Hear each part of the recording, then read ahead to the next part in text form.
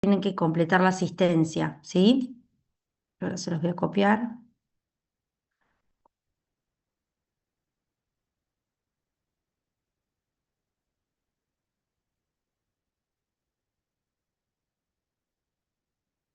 ¿Lo ven ahí? Bueno, entren ahí y completen la asistencia, ¿sí? Voy a dejar un ratito así pueden completar. ¿Pasa la diapo? No, No, ahí quedó en la primera. ¿Quedó la primera? Oh, perfecto. Bueno, bueno, recuerden para los que recién entraron, que veo que entraron unas personas más, ahí les puse un link para que lo voy a volver a copiar, para que pongan el presente ahí, ¿saben? Los que acaban de entrar, que vi que entraron algunos alumnos más, completen ahí su, su presente, ¿sí? Bueno, hoy vamos a hablar un poquito de la parte médico-legal de lo que es el alcohol etílico. Como introducción, sabemos bien que para la legislación el alcohol no es una droga que sea penalizada, ¿sí? Si bien la legislación penaliza el tráfico y distribución de un número importante de drogas, ¿sí? Como por ejemplo cocaína, marihuana y otras sustancias, sabemos que el alcohol no es penalizado para la ley. Es una droga legal, por decirlo de alguna manera. ¿Sí? El alcohol, hay diferentes tipos de alcoholes, la mayoría son tóxicos si uno los consume, como por ejemplo el metílico, que es un alcohol que se usa para combustible o tipo industrial, el isopropílico, que también es para productos de limpieza, los glicoles, que se usan más que nada para anticongelantes, también son todos alcoholes tóxicos.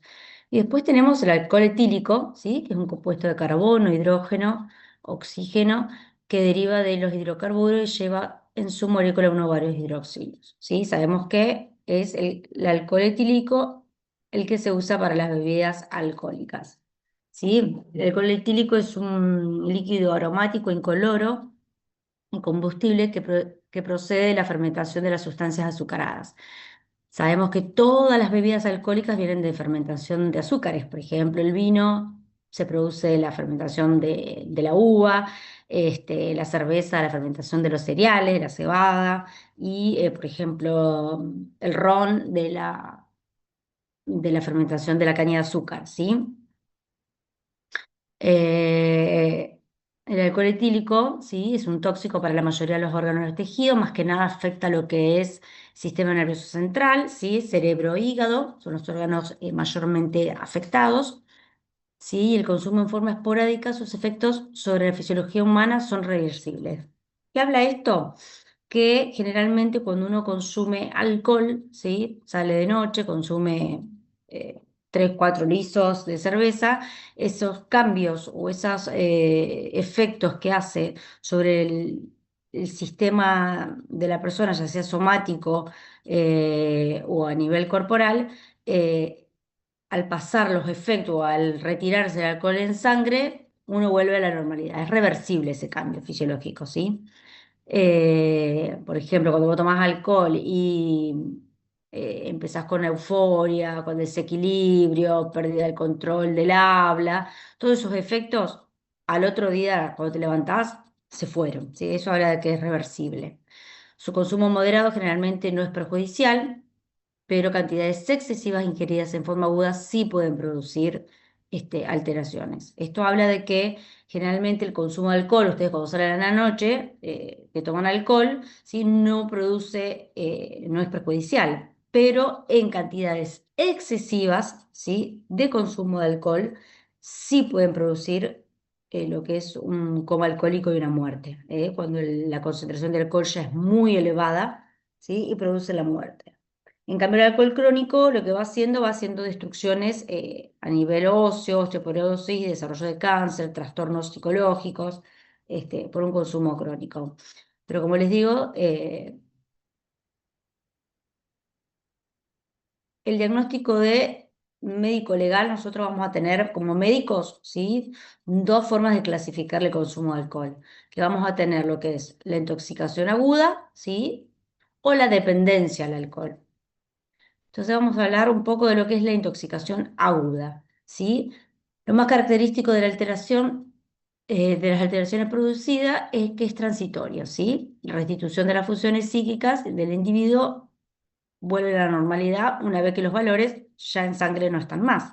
¿Sí? ¿Qué quiere decir eso? Lo que acabo de decir, las alteraciones de funciones mentales, la disminución de los reflejos, eso todo va a desaparecer, ¿sí? Pero como les dije, ojo con el consumo de alcohol de mucha cantidad en poco tiempo, ¿sí? Por ejemplo, acá les voy a mostrar un caso, ¿sí? Que una chica tiene una muerte cerebral porque bebió 6 rondas de licor en 10 minutos, ¿sí? Quiso hacer una, una prueba del bebida de alcohol y la cantidad de alcohol en sangre superó la intoxicación y produjo una muerte cerebral, ¿sí? Entonces, no es dañino, ¿sí? Cuando consumimos alcohol, pero en una cantidad moderada, ¿sí? No se van a ir a tomar, como esta chica, en 10 minutos, 10 rondas de licor, porque puede provocar una muerte cerebral, ¿sí?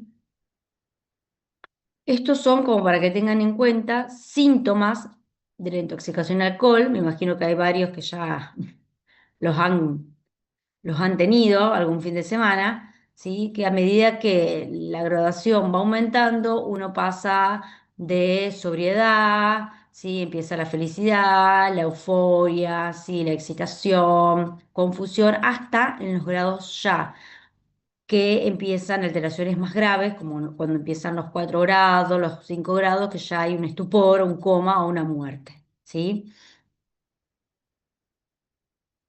¿Qué tiene de importante la intoxicación aguda? ¿Sí? Nosotros cuando hablamos de embriaguez, hablamos de los efectos psíquicos y somáticos en el individuo. ¿Qué quiere decir psíquico y somático? Psíquico es que hay una desinhibición, como venimos diciendo, toda la afección psicológica de la persona, la inhibición, la euforia, se pueden volver agresivos, confundidos, ¿sí? Esas son las alteraciones a nivel psíquicas. Y somático es toda la dificultad que provoca en el organismo, como caminar, hablar, pérdida de reflejos, que se van produciendo en el organismo. ¿Qué pasa con estos a nivel social, sí, y a nivel médico-legal y criminológico que puede producir una intoxicación aguda, sí? Una persona si toma alcohol, sí, y en el ámbito social, ¿qué puede pasar? Tener problemas de relacionarse, sí, incapacidad, internaciones psiquiátricas, sí, temas de custodia familiar, sí, eso en el ámbito social. En el ámbito laboral, si uno va a trabajar, sí, alcoholizado, puede que lo despidan, muy probablemente. Y después tenemos un factor criminológico que en el ámbito penal lo más habitual es informar acerca de la imputabilidad del presunto autor del hecho delictivo. ¿Qué habla acá? Si generalmente cuando uno consume alcohol no es penalizado, ¿sí? Vos cuando llega a una guardia un paciente alcoholizado lo vas a tratar, pero no lo vas a denunciar porque está alcoholizado porque es una droga legal y no está penalmente clasificado. Pero si hubo un hecho delictivo, sí se va a tener en cuenta si ese factor de la intoxicación aguda hizo que tenga responsabilidad en el delito o no, si comprendió el acto que hizo o no comprendió el acto que hizo. Eso ya es más de la parte legal, a la parte de abogados, que es lo que se va a ver si hay responsabilidad o no bajo el consumo de alcohol. ¿Qué son estos aspectos médicos legales? Que desde el punto de vista estrictamente médico-legal, la importancia de la embriaguez surge de la especial resonancia jurídica en este estado tiene motivada por la variedad y la completa legislación que abarcan los distintos campos del derecho. ¿Sí? ¿Qué habla acá? Que no solo va a importar si el paciente se hizo daño a la salud, si se provocó un daño a nivel psíquico-somático por el consumo o la intoxicación de alcohol, sino que también a veces el consumo de alcohol tiene consecuencias legales. ¿Y qué es lo que va a hacer la parte jurídica? ¿Sí? La parte legal es ver si esa persona al consumir alcohol exime la responsabilidad penal o no. ¿Sí? ¿Qué quiere decir que exime? Que no es responsable de lo que pasó por el consumo de alcohol, ¿sí? Por ejemplo, una pérdida de control, qué sé yo, se peleó con alguien en un boliche, una cosa vana. Generalmente el consumo de alcohol no tiene penalizaciones graves, pero sí hay una que es penalmente ilegal, que es cuando uno consume alcohol conduciendo. Sabemos que para la ley de Santa Fe, consumir alcohol no se puede manejar, ¿sí? La alcoholemia es cero para Santa Fe de 2020. Antes era 0,5 creo, pero ahora ya es cero, ¿sí? El consumo de alcohol. ¿Esto qué quiere decir para la ley? Que si vos manejás alcoholizado y provocás un accidente, ¿sí? Vas a tener un agravante penal, ¿sí? Porque hay una responsabilidad, porque para la ley vos tenés que manejar sin alcohol. Generalmente la norma, que es la ordenanza 12.643, dice que puede haber falsos positivos, que si se detecta en un conductor hasta 0,2 gramos litros, no va a poder manejar, pero no se le va a retener el auto, ¿sí? No se le hace una sanción administrativa. ¿Qué te puede dar un falso positivo? Por ejemplo, te haces buches con algo para un placado, algo para la boca, te haces algún buche, algunos tienen alcohol, ¿sí? Y te puede dar ese falso positivo y bueno, consumiste alcohol, ¿sí? Eso es un ejemplo, ¿sí? Pero cuando ya hay una detección de 0,3 gramos litros para la ley, acá ya sí hay un sistema de penalización. ¿Qué va a hacer? Se va a ver una sanción administrativa, se le va a retener el auto, ¿sí? Eh, o sea, no va a poder seguir manejando alguien que tiene 0,3 gramos ya en sangre, que es medio vaso de una cerveza. O sea, bueno, esto para que tengan un poco en cuenta cómo se gradúa el alcohol, ¿sí? Sabemos que el alcohol, entre el porcentaje de alcohol, está presente en 100 mililitros de la bebida. Según qué bebida hay mayor graduación. ¿Sí? Miren, te hacen acá un ejemplo en este cuadro con los recipientes, ¿sí? Que a mayor graduación, fíjate, menor es el contenido en el recipiente, ¿sí? Porque la graduación de alcohol es mucho mayor. Para que tengan una idea cómo se hace este cálculo. Vamos a hacer de cuenta que la cerveza generalmente tiene un 5% de graduación de alcohol. Vos sabés que en 100 mililitros hay un 5% de graduación de alcohol. Entonces, vos pensás, una botella, una lata que tiene 500 mililitros, ¿sí? Si vos tenés que en 100 hay 5 mililitros, vos ya en una latita tenés 25 mililitros de alcohol de graduación alcohólica, ¿sí? Fíjense, si te tomás como esta chica, 10, ¿cuánto era que se había tomado? 10 licores en 10 minutos, 8 licores en 10 minutos, mirá la graduación de alcohol, 40, o sea, es muchísimo la graduación de alcohol que tiene, ¿sí? Por eso por ahí las cantidades, y depende del alcohol, es la intoxicación que puede provocar.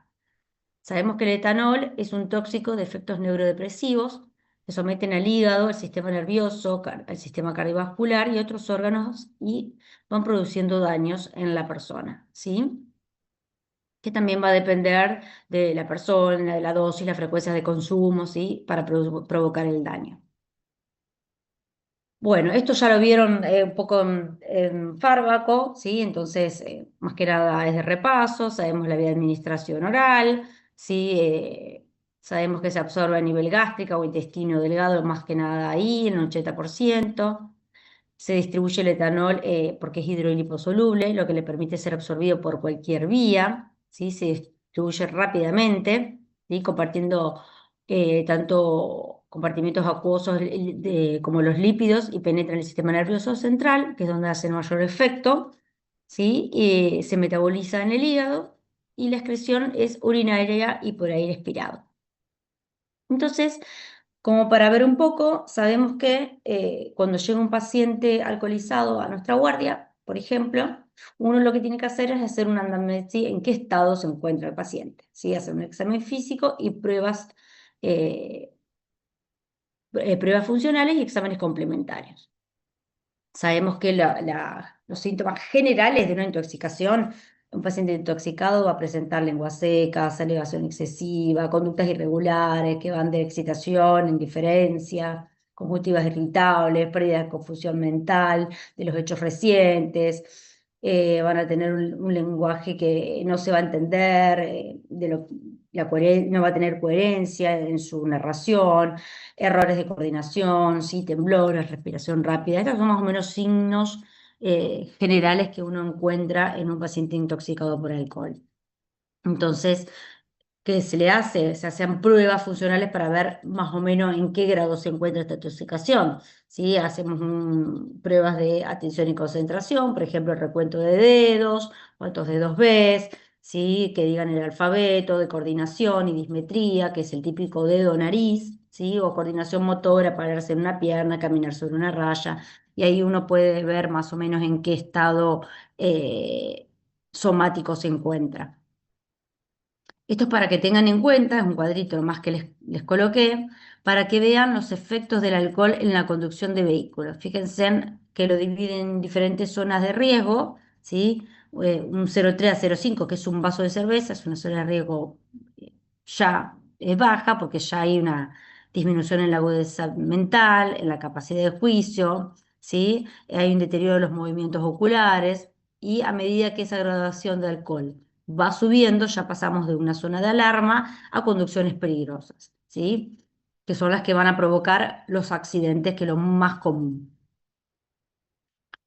¿Qué es esto?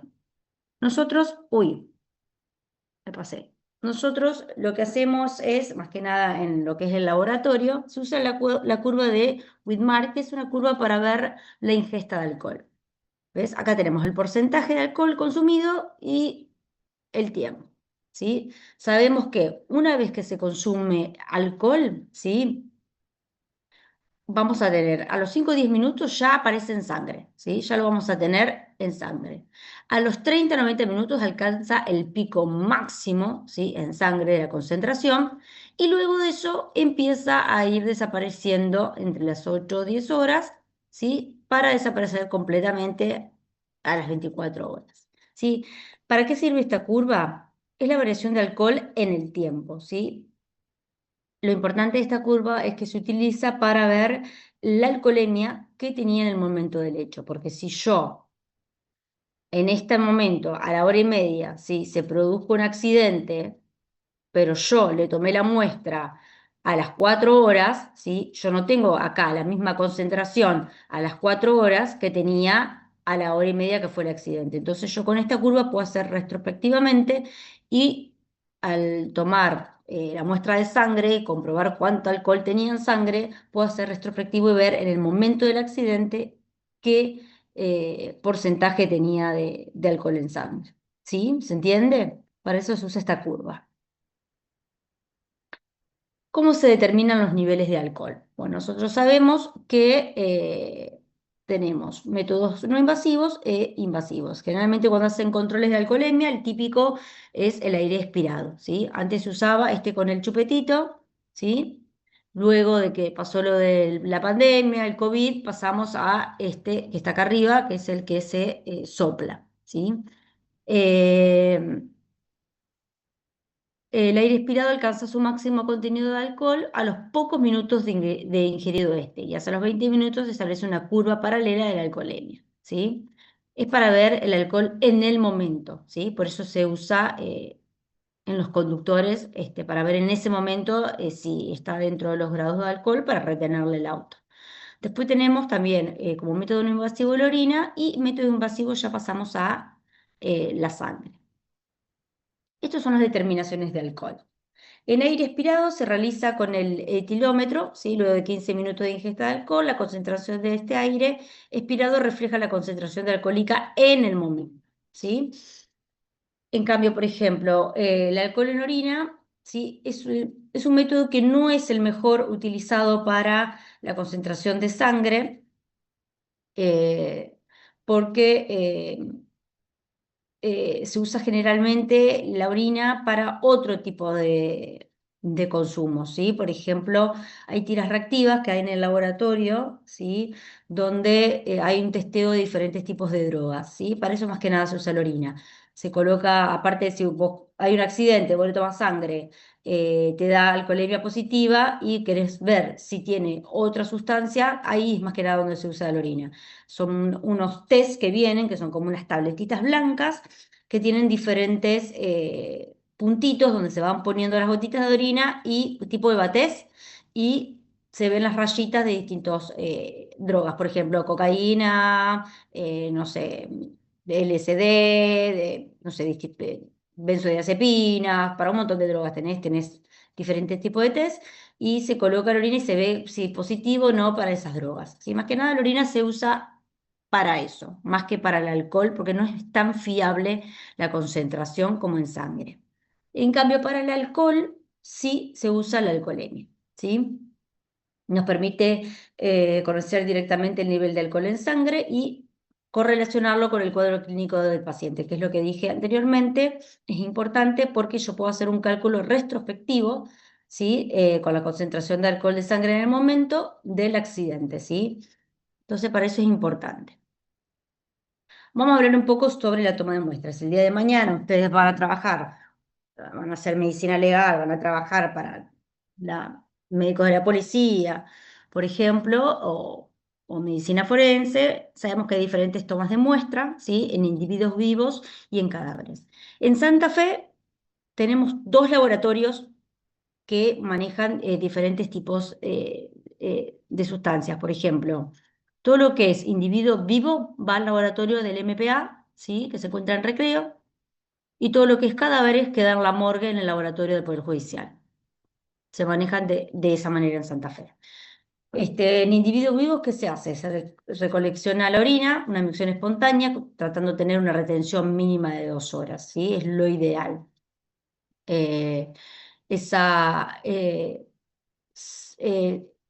Habla de que también puede ser espontánea, ¿sí? Y lo ideal mediante sonda vesical, pero bueno, es imposible. Esto es, por ejemplo, en los accidentes. Se le toma la orina, se le hace retención de 2 horas y se recolecta la orina. En cadáveres, en contrario, se hace una punción vesical de la orina que se extrae a través de la vejiga. ¿Sí? ¿Cuáles son las precauciones que tenemos que tener ante la toma de muestras? ¿Sí? Que las muestras de orinas deben ser remitidas en recipientes de vidrio plástico, taparroscas bien asegurados, bien herméticos e identificados. ¿Sí? Siempre tienen que estar identificados y mantenerse en una conservación en una heladera de 4 grados centígrados hasta que se lleva al laboratorio para análisis. Sabemos que la aptitud para hacer el estudio en orina es 2 semanas, si no, esa orina ya no sirve. Si vos querés que esa orina se mantenga, la se guarda en un freezer, ¿sí? Por ejemplo, vos trabajás en Gato Colorado y no tenés un laboratorio cerca, tenés que trasladarlo y el traslado es que acumulás varios recipientes de orina de varios accidentes, pues no vas a viajar por uno, generalmente se puede frizar y mandarse frizado, por ejemplo. Muchas veces se hace eso. Con respecto a las muestras, a la toma de muestras de sangre, pasa lo mismo, ¿sí? Tenemos en individuos vivos y en cadáveres. Individuos vivos se extrae por punción venosa, se recolecta en tubos de vidrios plásticos a tapa rosca, se asegura un cierre hermético y se utiliza un anticoagulante que es LETA, ¿sí? Que son 9 partes de sangre y una parte de anticoagulante. ¿Qué es importante acá? Que la sangre llegue al tope del frasco. No importa el tamaño del frasco, el frasco tiene que estar lleno hasta la tapa y cuando yo lo cierre, que tenga que chorrear sangre. ¿Por qué? Porque si no, yo dejo lo que se llama una cámara de aire, ¿sí? Que entonces ese alcohol se empiece a evaporar. Entonces yo necesito que ese frasco esté lleno de sangre hasta arriba. Generalmente se usan unos capuchitos o unos tubitos donde yo puedo recolectar la sangre, ¿sí? Porque como sabemos, el tóxico es muy volátil, entonces al momento que yo le haga el estudio para ver la concentración de alcohol, va a haber una pérdida, ¿eh? Y me va a dar un valor que no es un valor erróneo, un valor más bajo. Lo mismo que la orina, se conserva en heladera, ¿sí? Por 2 semanas, y luego, si todavía las muestras no se llevaron, lo ideal es frizarlas para que no pierdan la aptitud. En cadáveres la punción se hace a través de las cavidades cardíacas. Acá también se coloca en tubo, pero con solución saturada de fluoruro de sodio. ¿Por qué se usa esta? Porque, como uno sabe, cuando un cadáver empiezan los síntomas, los signos de putrefacción, ¿sí? Se empiezan a desarrollar bacterias, ¿sí? Entonces es importante que inhibamos ese desarrollo de la bacteria en esa sangre, porque hay bacterias que son productoras de alcohol. Entonces nos pueden dar un valor también erróneo. siempre las muestras se rotulan, ¿sí? Legalmente, no sé si saben, pero todas las muestras siempre van acompañadas de lo que se llama una cadena de custodia. ¿Sí? Que en la cadena de custodia primero firma el que tomó la muestra y a quién se la pasa. Es como una cadena, por eso se llama cadena de custodia. Se va pasando la sangre de mano en mano y el que la va agarrando va firmando para tener un control legal sobre esa muestra. ¿Qué precauciones hay que tener? No hay que enjuagar los instrumentos donde vamos a poner la sangre con alcohol. Cuando vamos a tomar sangre, no desinfectar la zona con alcohol, porque eso puede ser que la sangre no salga alterada, sino tratar de usar sustancias como solución iodada o agua oxigenada que no contienen alcohol, ¿sí? Donde vas a hacer la extracción. Eh, y lo importante es realizar dos extracciones sucesivas de 1 hora para después poder hacer la curva retrospectiva y ver en el momento que se lo imputa cuánta concentración de sangre tenía en ese momento, que es lo más importante. Generalmente cuando hay un accidente de tránsito, sí, el que va a ordenar que se extraiga sangre, orina del paciente es el fiscal, ¿sí? El fiscal va a mandar al médico a la policía o si ocurre en un lugar lejano, algún enfermero o alguien que esté en un sanatorio que vaya hasta el accidente y tome la muestra, ¿sí? En cambio, por ejemplo, en una embriaguez alcohólica que llega a una guardia, como dije hoy, no se denuncia porque consumir alcohol no es ilegal, ¿sí? No es un delito para el Código Penal, ¿sí? Pero sí en casos de accidente, porque hay una responsabilidad, ¿sí? Penal. Cuando hablamos de síndromes de dependencia, acá ya hablamos de un diagnóstico clínico, en modo alguno puede llevarse a cabo por una analítica exclusiva, ¿sí? Eh, Sabemos que la valoración de la actitud y la vivencia del individuo frente al alcohol y los elementos a utilizar en el diagnóstico. Para el CIE-10 va a considerar diagnóstico de dependencia si por 12 meses previos o de modos consecutivos presenta los diferentes signos. ¿Cuáles son? Yo hablo acá de dependencia del alcohol, porque ayer cuando di la clase me preguntaron, pero todas las drogas dependientes pasa lo mismo, ¿sí? No solamente con el alcohol. Pero bueno, nosotros estamos dando la clase de alcohol y sabemos que es una droga dependiente, ¿sí?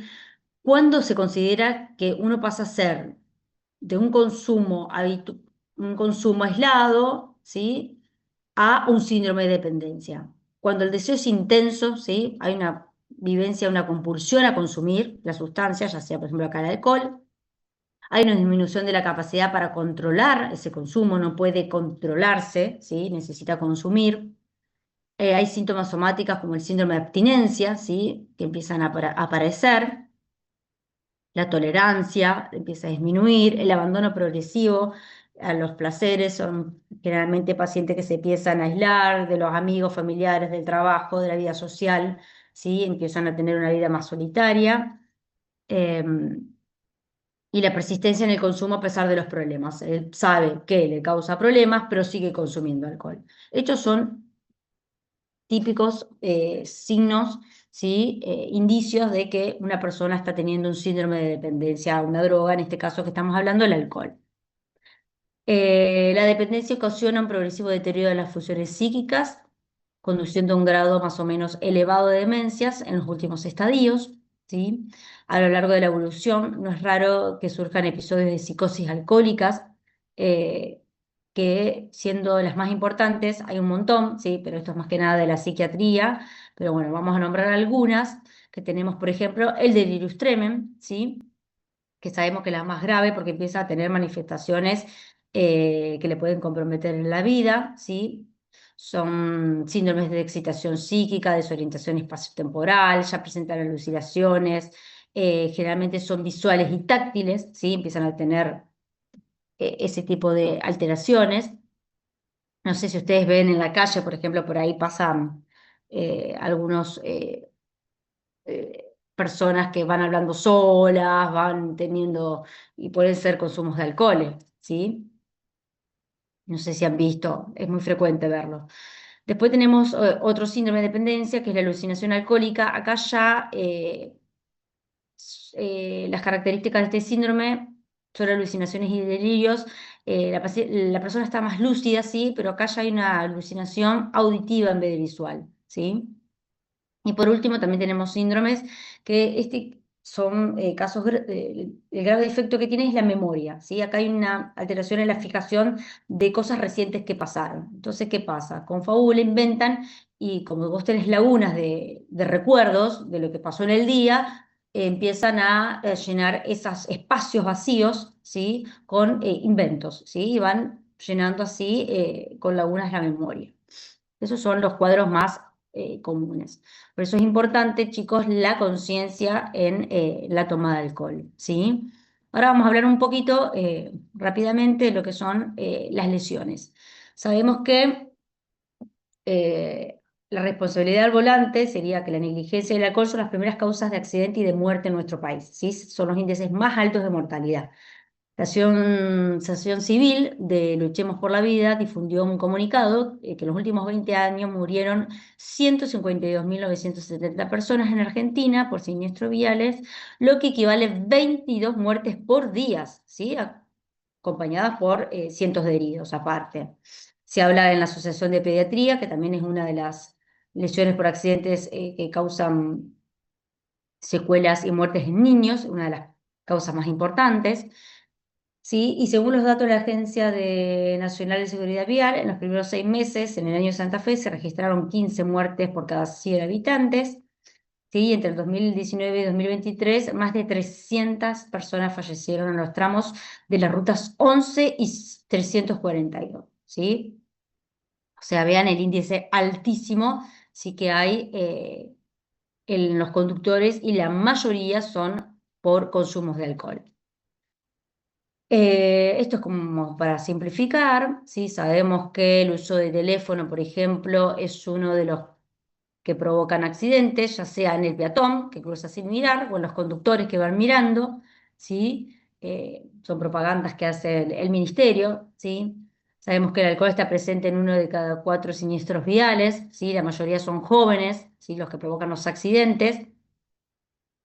Es importante siempre el uso de seguridad, ¿sí? Porque previenen las muertes, ¿sí?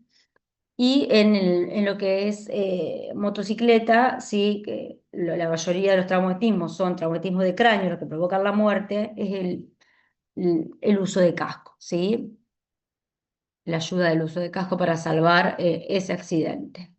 Y por último, vamos a hablar así muy rápidamente de cuáles son las heridas más frecuentes que vamos a encontrar, pero van a tener en cuenta el rol de la víctima según dónde está. ¿Sí? Si es el peatón al que chocaron, ¿sí? Generalmente las lesiones son en miembros inferiores, ¿sí? Lo que provoca el impacto del golpe, caderas, piernas.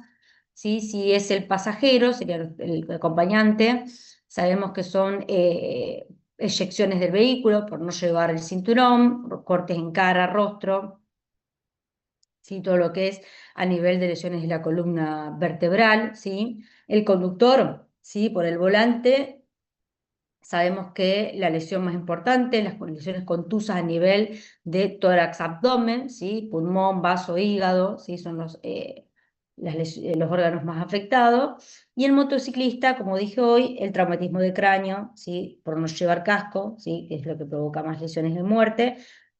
También hay fracturas en brazos y piernas, ¿sí? Entonces, bueno, chicos, yo les dejo acá para que tengan en cuenta, tomen conciencia, ¿sí? Que es muy importante que no consuman alcohol, ¿sí? ¿Alguna duda, alguna consulta? ¿Pusieron todos el presente? ¿Sí? Sí,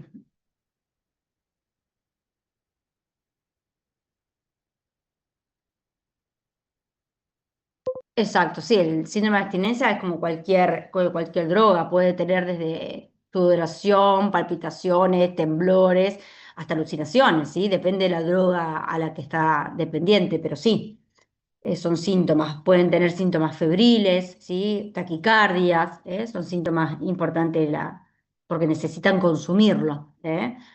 Pero bueno, es un síndrome de la dependencia que generalmente se trata de abolir en los tratamientos, ¿sí? Con otras sustancias, por ahí se usan otras sustancias para abolir esos síntomas y tratar de que ese síndrome de dependencia desaparezca, pero es difícil, ¿sí? Es como la sensación de querer, es una sensación aparte psicológica, de pánico, de ganas de consumir, digamos, una mezcla tanto somática como psicológica la que provoca.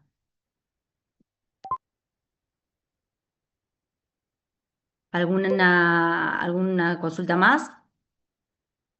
Si no recuerden, chicos, ahí le puse el link para el que no escuchó. No se olviden de poner el presente, chicos, porque si no van a tener la falta. Ahí está el link completo.